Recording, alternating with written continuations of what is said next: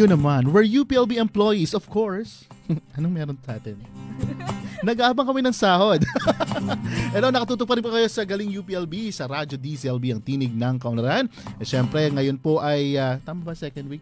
Oo, second week na. Kasama natin ang mga taga-Office of the Vice Chancellor for Research and Extension at binabati po muna natin. Baka makalimutan ko, batiin na po natin ang belated happy birthday, Vice Chancellor Nel Bantayan. Ayan. Meron pa kain si Vice?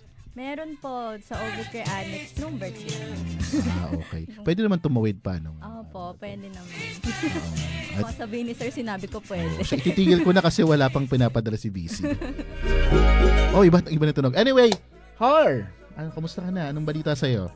Ito po. Actually, galing ako sa Ubo. Gusto ko lang i-share, no? Parang pero magaling ka na, ha? Opo, magaling na ako. Okay, nililinaw lang naming lahat. Lately, ang daming inuubo, no? Kasi yung weather, no? Yung panahon natin ngayon. Parang ang lamig nung February, tapos biglang ang init na ulit sa campus. Pero may tanong ako sa mga batchmates natin. Baka masagot nyo. Ano ba talagang tamang term? Tagtuyot o tagtuyo?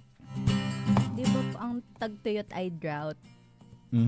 So, hindi yun. Hindi na, grabe naman. Wala lang. Kasi narinig ko sa Pag-asa, may nagsasabing tagtuyot, may tagtuyo. Tag-init naman ata po ang ginagamit ng tag-init at tag-ulan. Pero anyway, galing sa Pag-asa din yung tagtuyo. Baka yung mga batchmates natin. Ito pa isang tanong para mahirapan ka. Kung ganun pala, di dapat walang summer capital. Kasi wala naman tayong summer sa Pilipinas. Ang daming problema ng mundo yung iniisip natin. Anyway, Har, sige, dahil tuklas UPLB ngayon, ano bang meron sa atin? Ayan, so dahil second week of the month po tayo, ay research ang ating pag-uusapan dito sa Tuklas UPLB segment natin. At dahil Women's Month ngayong buwan ng Marso at International Women's Day ngayong araw, ay nag-imbita kami ng isa sa ating mga experts or faculty members. Siya ay isang assistant professor mula sa Department of Humanities ng College of Arts and Sciences at siya din ang chair ng Gender and Development or GAD Committee ng nasabing kolehiyo. So, i-welcome po natin ngayong hapon si Dr. Ana Katrina P. De Jesus dito sa Tuklas UPLB. Welcome, ma'am. Bati po tayo sa ating mga viewers. Hello, magandang tanghali po. Magandang hapon sa lahat.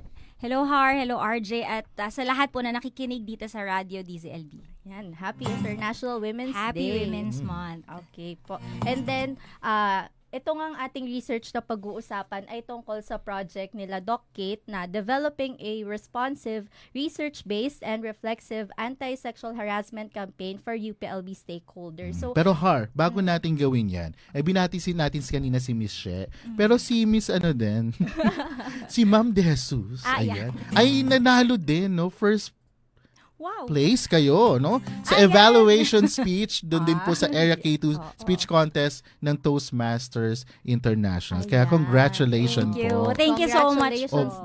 Bagong tanongin yung mga pang Miss Universe question. Ano po ba yung pagkaiba ng evaluation speech? Ano pong ginawa niyo doon? Sa evaluation speech, meron ka talagang pakikinggan na magpa-public speaking, short speech, and you would have to give suggestions on how to improve it. Wow. Talaga pong kailangan masusi sa detalye. Ano to ba? Impromptu. Yes, impromptu. Nasasabihin mo yung iyong feedback and points for improvement, verbal and non-verbal. Wow. Mahusay. Okay, Har, okay na. Congratulations ulit, Doc. Thank you. Hindi talaga pinalagpas si Sir RJ yon. So, mabalik tayo dun sa project na ito. Tungkol nga po ba saan ito, Doc Kate? Ayan. Alright. So, congrats din kay Toastmaster She. Yan, doon na lang ang simula natin. And happy International Women's Month sa lahat, buong month ng Marso.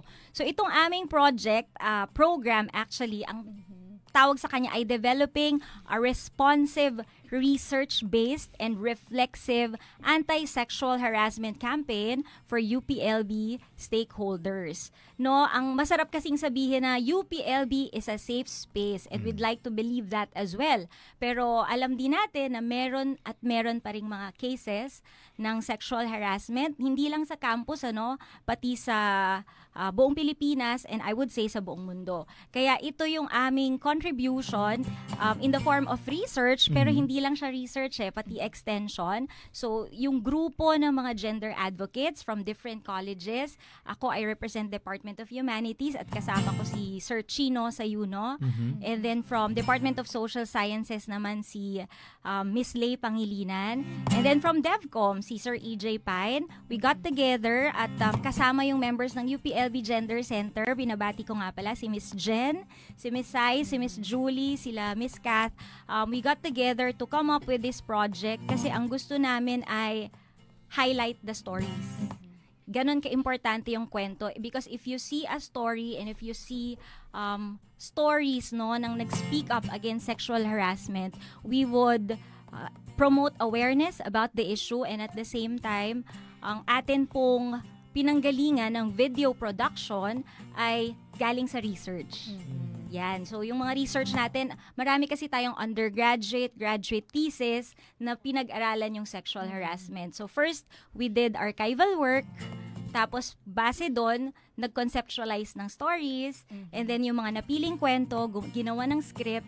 And now, nasa video production na tayo. Okay. Ito ay may funding ba to? Mayroon ba siya? Yes. Oo. Maraming salamat sa UPLB Gender Center. Ayun. Siguro, iba to ni Har yung next question niya. We know that it's a very sensitive topic, no? Especially kung involve ang UPLB community on this topic. So, bilang advocate dito and in a way isa sa mga focal person about gender and development. So, kamusta ang UPLB sa aspetong ito? No? When we talk about sexual harassment and domestic violence or siguro yung yung gender and development, how open na ba yung community to really talk about it? Alright. So, ang pwede kong sabihin or i-describe para rin mas safe yung sasabihin ko would be or mas objective would be the results of the archival work that we did. Kasi ito yung mga nangyayari sa context ng UPLB. So, sa UPLB, although we have like for example courses na talagang ang focus or ang tuon ay gender education. So yung iba dyan may psychiatry, ano pa ba yan, mga gender and sexuality, kababaihan, sa kasaysayan. So may mga courses tayo na ganun. Pero makikita natin based on the research, archival work, ito ay pinangunahan ni Miss Lay Pangilinan ng DSS at saka ni Ma'am Jen ng Gender Center. So nakita natin doon na base sa research in terms of sexual harassment, ang nakikitang perpetrators ay men. But the truth is any gender can possibly harass anyone. So hindi lang siya nangyayari sa ganoong aspeto. Tapos pangalawa, makikita rin natin na sexual harassment can happen anywhere, anytime. Okay? Kahit na gusto nating i-enforce halimbawa mga policies in our campus that would promote safe spaces, pero nangyayari siya. At pangatlo, nakakalungkot, victims are not always willing to report what they have experienced. So, yung mga reported, because we have dedicated agency para dyan, yung Office of the Anti-Sexual Harassment, the OWASH office, no? So, ang data na meron sila, yung reported. Kapag mga hindi reported, hindi na rin na-account and therefore, meron tayong mga muted voices or yung mga na-silence na rin, probably because maraming factors out of fear, yung psychology rin ng tao comes into play. So, hina-highlight dito na meron talagang power relations na dynamics kung bakit hindi natin agarang makombat ang sexual harassment. And bilang tugon doon sa archival work, yung mga pagsusuri na ginawa nung team ni Doc Kate, ay anong klaseng approach ba yung sinasuggest nitong program ninyo para matugunan natin yung iba't ibang usapin or issues under sexual harassment and gender-based violence? I would say, base sa pagka-design namin nung programang ito, kasi ang programang ito, twofold siya. May Project 1, which is the video production, and Project 2, which is the documentation of the research perspectives. Kasi nakikita namin na integrative talaga yung approach na hihingin para makombat ang sexual harassment. Anong ibig sabihin pag integrative approach? It has to be based on the numbers, data-driven, okay, research-driven as well. Dahil kaya nga namin talagang inattempt na i-tabulate talagang ano yung mga studies na patungkol dito sa sexual harassment, ano yung mga methods na ginawa nila, ano yung mga experiences na mga involved dun sa studies, etc. At ang isa pang word ay, I would say, reflexive. Reflexive dapat yung campaign na idedesenyo natin kasi kapag wala yung boses ng stakeholders, magiging top-down yung approach natin. And so, palagay ko na i-visualize ko, it would be a waste of resources no kapag magde-design ka ng program or projects or campaigns na iniisip mong ito yung kailangan. May mga blind spots doon. So paano mo matutugunan yun ng mas mahusay or mas maganda, magbase ka talaga dun sa pagkausap sa mga stakeholders, pangangalap ng mga stories and narratives, and also malalim kasi ang 'di ba ang sexual harassment, also yung culture of yung silence, etc. So deep-seated yung cultural factors kung bakit hindi ito ma-combat. Therefore, it has to be integrative, multidimensional, and also iterative. That's why after the video, talagang ipipretest namin, ipapakita, i-improve. So yung video na magagawa ng aming team, palagay ko yung palang yung mga first versions, marami pang mga susunod.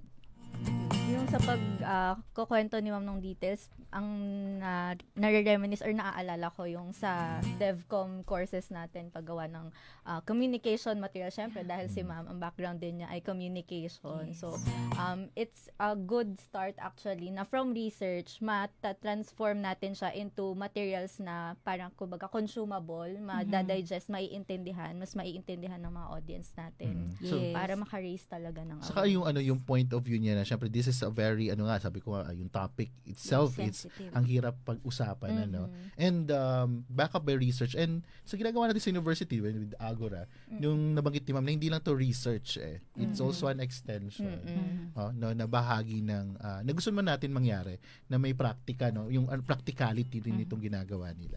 So so far nasang stage na kayo, video production? Yes, video production. Actually on Monday we will have our first shoot for the first video. So we came up with 4 stories. And doon sa pag-uusap-usap namin, kasi very dynamic ang team, natutuwa talaga ako. Not only the team, also the volunteers. So magkaroon kami ng call for volunteers. Marami ring volunteer. Ibig sabihin, gusto rin talaga nila makatulong mga estudyante at mga kapwa-guro. So bali ma'am, yung composition ng yung sa Monday, yung sa production nyo, it's UPLB students, ating mga faculty, staff. Yes. So isang video pa lang po sa ngayon yung ipoproduce, or ano ba siya, multiple na production? Nakalinya na siya, naka-schedule na rin, and then tapos na rin kami sa storyboarding with the help of very creative si Sir EJ and team. Then, after ng storyboarding, alam mo, very interesting, ma-share ko lang, sa storyboarding part, yung creative processes, kami rin napapaisip na, talaga bang nangyayari to? Or ito ba yung realistic na mangyari? Yung talagang kakapain mo. Kasi nga, unique yung mga experiences at unique din yung mga responses kapag nakaranas ka ng, nakita mo yung sarili mo sa ganong situation. So, it's also a learning experience for us. That's why, meron ng offshoot na isa pang research na tipong pwede nating i-document yung karanasan natin sa pag-collaborate dito sa project na ito. Parang yung ganong research, parang kay EJ yung gano'n, no? Yung experience of yun yan, so production. Dito, lalo dito, yung topic is about sexual harassment and domestic violence. Ano po yung tatanong mo? Ayan. Yung kasi yung nabanggit ni Ma'am yung sa video production. So, yun po ay nasa study 1. Tama po. Yung nasa study 2, ano ba yung mga output natin, Doc Kate? Sa study 2, magfo-focus tayo kasi once we come up with a video, at ang goal talaga namin kapag meron na talagang magandang material, ito yung worthy to be shared sa mga employee orientation, freshman orientation, or probably sa NSTP kasi meron na rin silang topic allotted for gender education talaga. And then, ang susunod na aspeto ngayon ay pagpapatuloy ng research. Bakit kailangan yung research? Kasi gusto naman natin maka-come up with a framework. So, given na ito yung UPLB reality, no, or UPLB context, I would say, UPLB context ng pagtingin, pagtanaw sa sexual harassment and combating sexual harassment, kaya ba nating makakome up ng isang integrative processual framework para kung meron mang magde-design ulit ng similar advocacy, ito na yung gagamitin nilang framework. Ito pala yung mga considerations, ito pala yung mga interrelationships ng dynamics dito sa UPLB. So, ano siya, research ulit, pero ang mas tuon ay ano yung mga methods. So, very ano siya, research ang pagtuon naman ng second part. Tas ang output niya, yung framework na gagamitin for all campaigns. In practice sa future natin. Okay. And then, ma'am, yung matanong ko din siguro po yung timeline ng project kasi may study 1, may study 2, may target date ba tayo ng completion, like kailan po natin kailan siguro malo-launch yung videos and then yung framework, kailan natin siya ina-anticipate kumbaga para mas abangan ng ating mga audience. Yes, okay. Ito kami rin nagulat, yung team, kasi syempre nag-set ka ng timeline pero with the I would say, yung very contextual at dynamic or multidimensional ng sexual harassment, ang daming naging processes pa na pangyayari. Kasi dapat parang last year, meron na kaming isang video. But since masinsin talaga, gusto namin lumabas ng maganda yung video. At this point, no, by March, matatapos namin yung 4 videos. Yan. Sa tulong ni ang aming kinuha magaling si Sir Mar Maningas, no, sa video part. Tapos the editing part, or parang by next semester kaya na namin siyang i-pre-test or i-launch. Tapos susunod na agad yung phase 2. Yan, ang sipag namin. Wow. Walang time. Walang time. Hindi na pwedeng i-delay Kailangan na talaga itong gantong advocacy. Siguro yun din yung isang medyo kakulangan nung like reality siya na kulang yung mga materials siguro natin na mas interactive or rooted dun sa actual experiences ng mga tao. So, kumbaga parang may personal take talaga and may involvement. Maganda rin yung binanggit ni ma'am, no, yung may sama sa NSTP kasi talaga may topic doon. Opo. And maganda doon, it will be really situated sa konteksto o realidad ng sa UPLB na. No? So maganda siyang doon ba tayo magpe-pretest, ma'am? Sa mga NSTP pwede. May mga Soksay UMeten po bang? Soksay UMeten, mga ganong courses. Pwedeng-pwede yon. Ayan. And ma'am, bilang kayo nga po ba ang project lead dito sa program na ito? Or baka gusto nyo ma'am iisa-isahin para mapasalamatan natin sila and mabati ang ating members? Thank you, Har. Program leader ako nung kabuuan ng project, yung pag-develop nitong overall campaign for UPLB stakeholders. Pero ang project lead ng video production ay ako rin. Tapos, ang scriptwriter talaga, Palangka Award winner, si Doc Chino Sayuno. Kaya naging maganda rin talaga ito. Pero, wouldn't be possible kung wala sa research nila Ma'am Lay at ni Miss Jen. Sila yung in charge sa archival research. So, hello teammates! Malapit na tayo makaproduce ng video. Kasi sobrang excited talaga kami sa project na ito. And then, yung creative production ng video, si Sir EJ and si Ma'am Julie. Ayan. So, si Sir Chino nga pala ay in-assist din ni Miss Sai ng Gender Center sa script conceptualization. Yan. Sa Project 2, ito yung documenting naman, no? Contemporary research perspectives in GAD and sexual harassment advocacy narratives. Ang atin pong study leader ay si Sir Mark Cruz, ayan pala, nakalimutan, Sir Mark Cruz ng SEM, at si Miss Jen Talatala ng Basileres ng Gender Center. And then, study 2 naman, yung paggawa ng framework, ayan, sila Sir Chino and myself and Miss Lay as well. Yan. So, ito po ang aking mga teammates. And also, I would like to thank din yung mga actors, actresses, hair, makeup, wardrobe, pati po yung location, yung naghanap ng location dito sa campus para sa ating video. Tsaka yung mga magiging extra kapag kunwari may nakita kayo nagvi-video tapos nandun kayo, ayan, kasama na kayo sa production team. Kasama na kayo sa production team.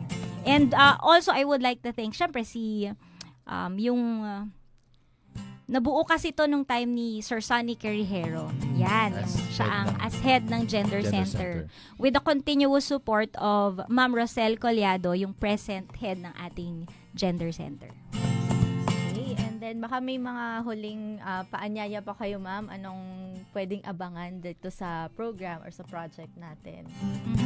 Alright, so ang pwede po kapag kunwari ay napili kayo for the pre-test, give us your utmost participation by being honest with your feedback and also maging mapanuri din sa mapapanood ninyo. We also did our best, but I understand also na ino-honor natin na marami ring viewpoints, no, na pwede pang i-consider. At kung meron mang dialogue or discourse na mag-come up with this, siguro kasi hindi natin maraming interpretation yan So, nafo-foresee namin kung mag-create siya ng, alam mo yon, iba't ibang opinion. We are open to dialogue kasi mas gusto naming buhay yung pag-uusap patungkol dito sa gender advocacy natin. And lastly, siguro ang message ko as also head ng College of Arts and Sciences Gender Committee, we have I want to share yung data na nakita ko sa PCW at sinabi talaga nila na Philippines, good news, nung 2023 pala ay tayo sa Global Gender Gap Index. We achieved, tayo daw ang leading Asian country sa pag-narrow ng gender gap. Nice. Wow. Nice. Diba? 2023 yan. Achieve. Kasi 79.1% gender parity. Ang ibig sabihin ng gender parity, economic participation, may opportunity, educational attainment, political empowerment, and health and survival ng ating mga kababaihan and all, hindi lang women and all gender. Pero it would take us daw po, ito, yung medyo nakaka-humble, 131 years to fully achieve gender parity. Yan. Posible pong, malamang po, hindi na tayo buhay nun. But yan, kaya every effort counts. So may progress, no? May progress. Sabi nga ay malayo na, pero malayo pa. Yes. Pero let's celebrate small victories along the way pag mga ganyan, no? Ayan. Sana nga po ay mag-shed ito ng light and mag-open ng more discourse and discussion para mas lalo nating ma-resolve itong mga issues na ito when it comes to gender issues and sexual harassment. Ayan. Once again, thank you po, Doc Kate, sa pagpapaunlak dito sa Tuklas UPLB. Maraming salamat. Okay, bago tayo mag-commercial break at tawagin si Polly at Sam, bakit ito tumatawa, Madje? Excited. Ang oras kasi natin 4:03 na. Hindi naman natin kasalanan. Diba? Hindi naman ako magko-call out ulit. Isa rin yan sa pag-aralan natin, ating internet connection. But anyway, yung mga gustong pumasok bilang mga bagong isko at iska ng UPLB, meron na pong announcement with regards sa UPCAT. No, papakita natin 'yan, no. Ayan na po yung mga importanteng detalye para sa UP College admissions sa mga. Saan ka ba nag-exam ng UPCAT mo? Sa ano nga yung pangalan nun? Sa Bulacan po. Sa Bulacan ka pala. Ako dati sa sabi ko saan ba yung Ash Building? Hindi pala Dito. Ash yun, Animal Science Hall pala yun. Anyway, at sa mga sa validation din, meron din ginagawang ongoing validation examination for UP Rural High School. Ipakita natin again sa screen. Yan po ang kanilang announcement with regards to the validation examination 2024 for grades 8 and 11. Sige, go Har, meron kayo. Last reminder po today kasi yung last day of registration ng ating 6th General Assembly for Rep. So, mag-register na po kayo kasi 250 lang yung capacity ng venue. So, para alam ni VCNL kung ilan yung papakainin. Ayan. Pero importante to kasi nandyan yung mga proposals na kailangan natin talagang mapasa sa system para sa welfare and development ng rep sector. And isa pa ay bibisita ang Brock University sa UPLB at dahil dyan ay magkakaroon tayo ng forum on their research and academic program. So, scan nyo lang po yung QR code or yung link. Punta kayo dun sa link. Yan po ay sa March 19, 2 p.m. onwards sa Red Rec Auditorium. Kung kayo ay makaka-attend physically, better po. Pero meron din tayo via Zoom. Okay, meron pa? Yun lamang po. Siyempre, tutok kayo sa Facebook, Instagram, YouTube ng UPLB R&E for more updates. Okay. Yung best friend ko ready na. Hindi naman magpipink yan kung wala lang. So, yan po. Sa pagbabalik, alaman natin kung sino ba ang makakwentuhan nating Certified Tatak UPLB. Dito pa rin yan sa Galing UPLB sa Radyo DZLB, ang tinig ng kaunlaran. Galing UPLB.